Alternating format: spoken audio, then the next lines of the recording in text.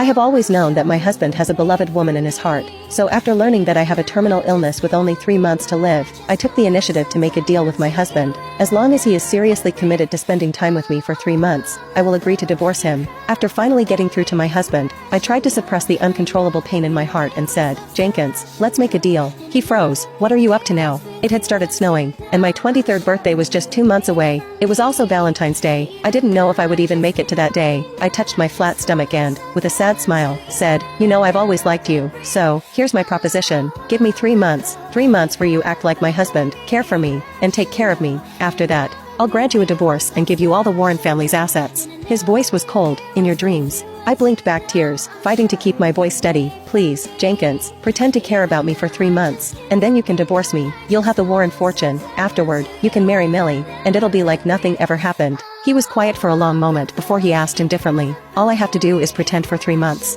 The deal was simple. It was more about him than me. I nodded, swallowing the lump in my throat. "Yes, just 3 months, please. I won't let you waste my time for 3 months," he said, his tone dismissive as he left in his black car. The next morning, my head throbbed with pain, my throat was dry from crying the night before. I followed my doctor's orders to take the medicine, then washed up, dressed, and made my way to the office. I wasn't just Jenkins's wife, I was also the president of Warren Group. Martin Farrell, Jenkins's father, called as I was sifting through paperwork. "Millie's back. Keep an eye on Jenkins." I froze. When did she come back? Yesterday. No wonder Jenkins hadn't even called me Millie in bed last night. He didn't want to act in front of her, didn't want her to think that he had any feelings for me. I could feel my heart breaking again. I decided I had no reason to fight for him anymore. I want a divorce. Martin was shocked. "What? Why?" "Jenkins doesn't care about me. Our marriage has been falling apart for years. After we divorce, you'll have a better relationship with him." He was silent, then asked in confusion, "You'll give him everything?" I looked at the share transfer documents on my desk, a sense of finality in my heart. "Yes, I will transfer all Warren Group shares to Jenkins."